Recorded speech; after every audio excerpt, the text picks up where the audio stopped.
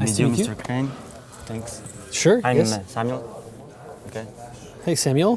What are we going to talk about? Kickstarter? Kickstarter, sure. Of course. I don't know. We could be talking about anything. Yeah? Wow, so many cameras. Yeah.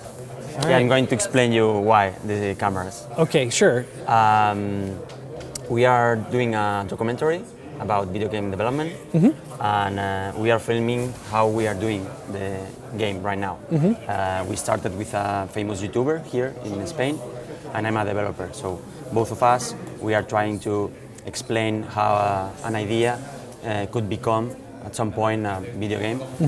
And we are publishing one chapter each week of 15 minutes, more or less. And we talk about programming or art or budget. And that's why we wanted to talk about you, because at some point many people recommend us to try Kickstarter, a crowdfunding campaign, because we already have pretty big exposure here in Spain, because the documentary, because the YouTuber. So in fact we have already people willing to buy the game, and we don't have already the game, so that's great for us. But the first question I want to ask you is how is the experience of Kickstarter here in Spain? Because I know that you've been working in Spain since 2 months ago, 3 months, Since June. June, okay. And how is the experience right now? It's good. It's been an education for everyone. Many of the Spanish creators, want to launch and be successful like many of the American creators, and we want that too. Of course, we want everyone to be successful and have the huge projects. But what we learn is that the local community is so important to the success of a project that in order to be an international success, you have to start with a local community. You have to have your supporters here, or or a small town in the U.S. or wherever, that kind of gets you to that first level. So in Spain, we are building that up. We are educating creators on how to use Kickstarter, how to make good campaigns. We are educating backers, right? And getting backers accustomed to supporting creators and letting them know why it's important for them to do that. Instead of just, I'll wait, I'll buy it on Steam. Instead saying, to them, no, it's important. This game does not get made without you, and you want to be a part of this process. So it is a long game. But I have the feeling that users in Spain are not willing to pay a lot in Kickstarter, right? Let's be honest about it. We're building step by step. It's a matter. That's the thing. It's like you have to speak to the community, and you have to. Part of that means listening to them, right? It's speaking to them doesn't just mean saying like, okay, now you do this, right? I need you to give me 25 euros in this and we're done. You need to listen to them, and if they say 25 euros is too much, you have to figure out a way to say, okay, well, my community can't support me at that level. How can they support me? Like, what is a good price for people in Spain to pay for a game? Like I said, it's a long process. It's a lot of talking and listening, and it means that some projects fail, some projects succeed. Yeah. And what do you think about that games in Kickstarter right now, in general, are not doing so good as maybe 2 years ago? You're right. They're not doing as good as 2 years ago. They're doing better. Why is that? You'll see at the end of the year, we're going to post the numbers for 2015. 2015 will be our best year in games to date. Yeah? Yep. But usually nowadays the games that are published in Kickstarter are reaching less numbers and less money. So how's that? Is it because there are more games? No, though there are more successful games than 2 years ago. Okay. Right there, but not. But doing less money. Not so many. No. You'll see. It's going to be a lot of money at the end of the year. Okay. We're going to blow 2013 out of the water. Wow. But I think that is not only my feeling about that. I think that many people think that this is the current situation, right, in Kickstarter? Sure. And they're not right. Okay. Wow. I was surprised too, and I looked at the numbers. I'll tell you, in July, at the beginning of July, we surpassed all of the numbers for 2014. Wow. In the beginning of October, we surpassed all the numbers for 2013, which was our biggest year before this. Wow. So we're going to be okay. We have more backers, we have more successful projects, and we have more money. It's been an interesting year, and some projects were not successful that I expected to be successful. A few.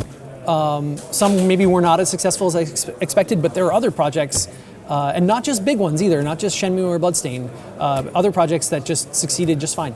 Okay, I'm looking forward to see these numbers. I'll talk about them a little bit today. But okay, perfect. And we'll post the numbers for a review in January. Okay. Yeah. So we are doing our own game, and we want to maybe try Kickstarter and doing a crowdfunding campaign. At what point do you think we can start launching a campaign? What do we need for that? We need just concept art, we need a demo version, we need a video with real gameplay. Gameplay. Gameplay. If you have to, of those three things, gameplay. Not a demo. Demo's not necessary. Okay. I mean, demo is tricky, right? You don't want to give people. You don't want to give people a bad experience, right? Where they're playing an alpha demo and they're saying, oh, this is buggy, this is broken, and you're saying it's an alpha. But also, you don't want to give people an experience where you satisfy them, right? Where you give them the game for free. Oh, try this, and they're like, oh, that was good. I'm done. I'll go play something else or go give my money to something else, right? So you have to make them hungry for your game. Jesse Schell, who's a game designer, I know. he gave a great talk a few years ago about this exact thing, about what games do well with a demo, or trailer, or both. And it's games that launch with the trailer that do the best. So gameplay, but it's not that simple. It's not. You can't just have a nice gameplay video and then be done. You have to. You have to show people that. You have to get people interested. You have to be going to events like this and promoting the game. You have to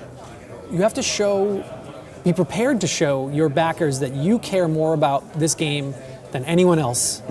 Right? You have to show them your passion. You have to show them that and not just not by saying on camera, "I am so passionate about this game," but by sweating, into the game and saying, we've worked so hard to get this animation right. We have added this new system that is not in any other game. It's hard. There's even though games are successful on Kickstarter, most are still not. The success rate is still very low. It's a very hard world to be successful in. So you have to really work, and you have to work before you launch. You cannot just walk up to Kickstarter now and just be like, "Hey, I got a cool game." You've got to build, the game and your community for, 6 to 12 months beforehand. Yeah, I think we have an advantage in that sense because we have the documentary and people are seeing the whole process. But it's only in Spain, so what can you recommend us to jump to other countries and show what we have and try to get backers from all the world? Yeah, it's good. It's difficult, of course. Well, one, just make sure that those Spanish backers are on board first, and make sure that they're there to support you. And everyone likes to be part of the excitement, right? So if 1,000 crazy Spaniards are on a project talking about it, this is good. Okay, right? This is great. But you have to make sure that the project is also international. So it means it has to be in English. It means that it has to kind of meet the expectations of the international audience and what they think and want of a game, which is difficult sometimes, but it's sometimes necessary too. Okay. And of course, then you have to find your story, right? What is the there are two stories in every Kickstarter project, right? There's the story of the game, and I don't mean and then the world was created and this, but how do you, every game, Tetris has a story, right? Alexby just talked. even Tetris has a story about it. And he in his talk he said that, I think it's about being creative. I think this game is about being creative, and instead of destroying things in this game, you are making something. Hey, that's what he said about his game. Like, what an amazing thing to say about Tetris. Who would have thought, right? So, like, finding then, which is very difficult, right? Tetris is 35 years old, right? And he can say this now. But finding that story to the game, and then, of course, your story, right? These two things are so important to a Kickstarter project. The story of the game and then the story of the creators. Okay. And you want to make sure that that they support each other, that they get people excited. You have to be original. You don't want to necessarily be on camera saying, "We are so passionate about making this game. Here is my programmer." You have to find a way to let people know how excited you are. But really, it's those two things that will get the press excited, that will get blogs excited, YouTubers excited. And then we'll get the fans excited.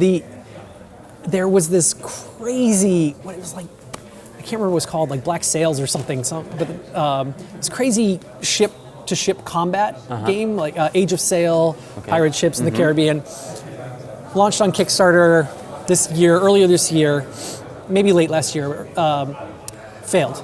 Okay.